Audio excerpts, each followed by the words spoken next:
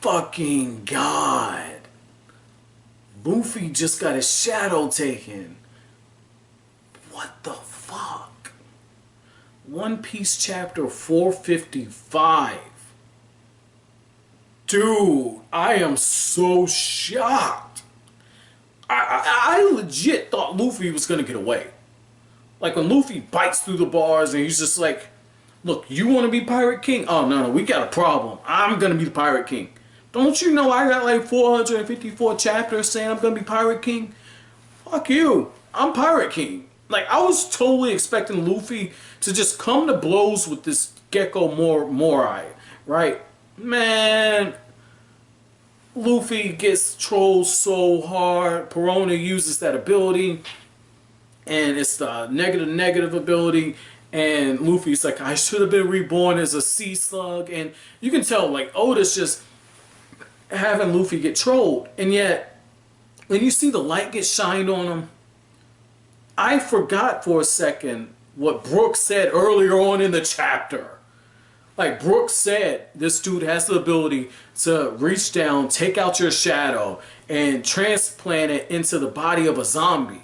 And then throw the original body back out to sea if he can't use it. And to see Luffy's shadow up in the air with scissors there, oh man, I'm in complete shock. And as I'm looking at it and it says 300 million berries, I'm going, wait a second, they just did the 600 million berry back jackpot. Luffy is half of that. And just like how Nami was thinking, why are the 3 strongest caught automatically? The fan in me's going, that, yeah, exactly. How do they get caught first? But the writer in me's going, this is great conflict. Like the fact that I got as shocked as I am, this is good. This is good because now it's just like, are they going to be in a situation where they have to fight Luffy? This is good. This is really good. And even if Luffy's only at a fraction of what he was, this is a good opportunity to have the fodder members. I'm going to use that term respectfully because I feel like Usopp and Chopper and Nami, they're what everybody considers to be fodder. Like, they're the coward bunch. Chopper is the one who's always high.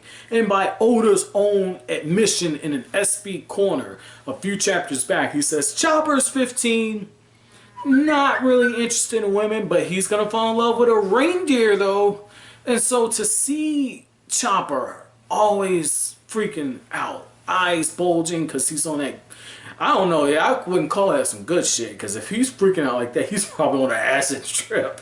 But to see Chopper and Usopp and Nami probably be the ones who save the crew, that's going to be cool. Or we could see a scenario where it's the 3 newest members, because you know Brook's going to join the crew. It could be the 3 newest members who restore the crew together with Brook and Franky and Chopper.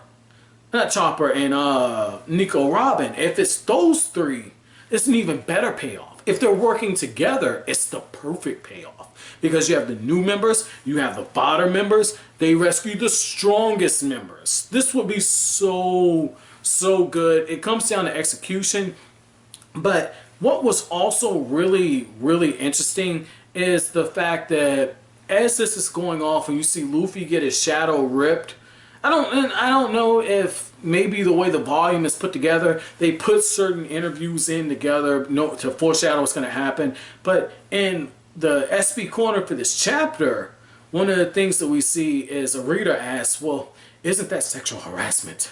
Nami was ripping off Khalifa's clothes right in front of Franky. Nobody was going to want to marry her.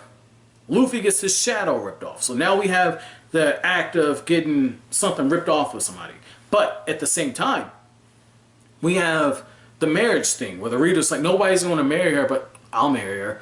And in this chapter, you have Sindri telling Dr. Holback and Absalom, like, hey, look, nobody's going to marry you.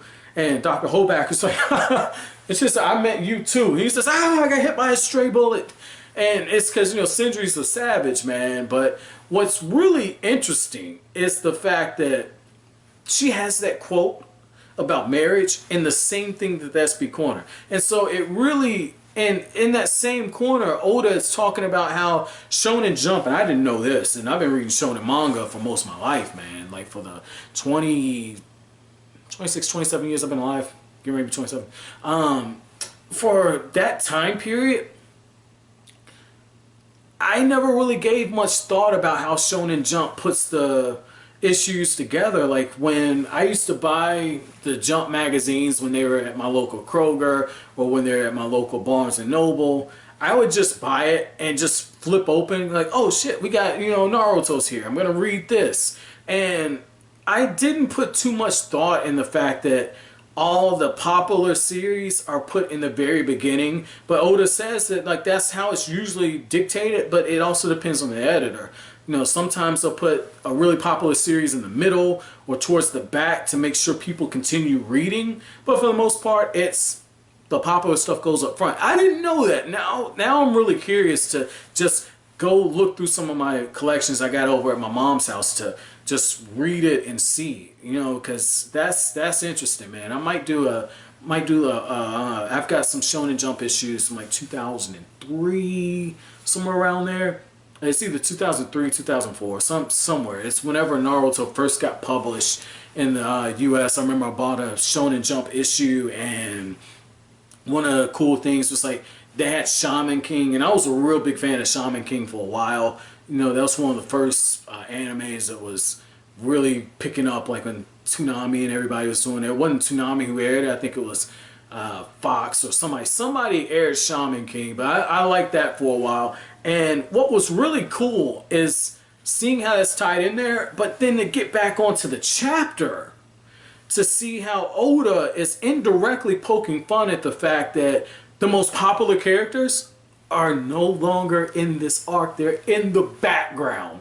And it's really hinted that we could be seeing Sanji and Zoro and potentially even Luffy placed into the zombie mannequins of other creatures. And it'll explain why that one zombie has the attack of Zoro, the one that saved Nami is Sanji. It totally makes sense now.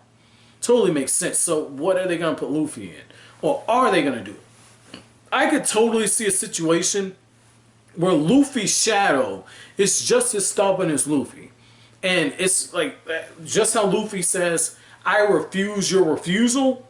I could see Luffy, his shadow saying, I refuse to go into that body. I'm going back to that body.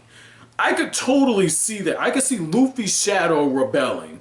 And everybody, they do like the classic Shonen thing, their jaws drop, their eyes get big. And like, what just happened? I could totally see that. So I'm really excited for this. But my chapter question to you guys is, what did you think about Brook's story? About how he ended up on Thriller Bark, and about what he saw with the dancing martial artists, and how Dr. Holback was, you know, using this, and how Dr. Holback ended up working for a pirate. What were your thoughts on that? But as always, guys, if you like anything I had to say, don't forget to comment, rate, subscribe, share. Thank you so much for watching to the end of the video, guys. Have an awesome day.